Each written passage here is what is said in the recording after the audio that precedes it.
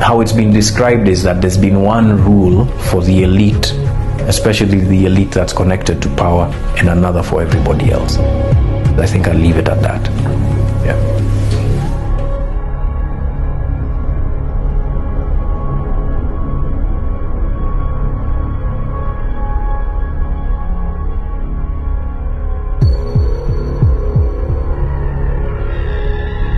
Accounts were opened in the name of these low-wage employees who do not come into the tax net. Money used to be deposited in those accounts, and finally they used to land in the accounts of either Mr. Hamza Shehbaz Sharif, Mr. Sulaiman Shehbaz Sharif, or Mr. Shehbaz Sharif himself.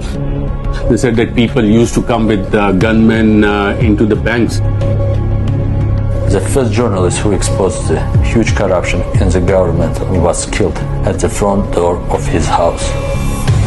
All the 5 judges declared that Prime Minister Nawaz Sharif is not an honest person. London is the second home of House of Sharif. London and its role in the offshore world is that it's a money launderer's paradise. It's a money launderer's paradise. I think the main issues for developing countries are Western countries. We have a ready-made system where corrupt individuals can hide, can spend, can clean their money.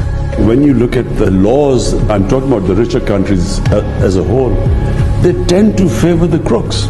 Some countries, they say that what is ours and what is yours is also ours. The world needs to wake up.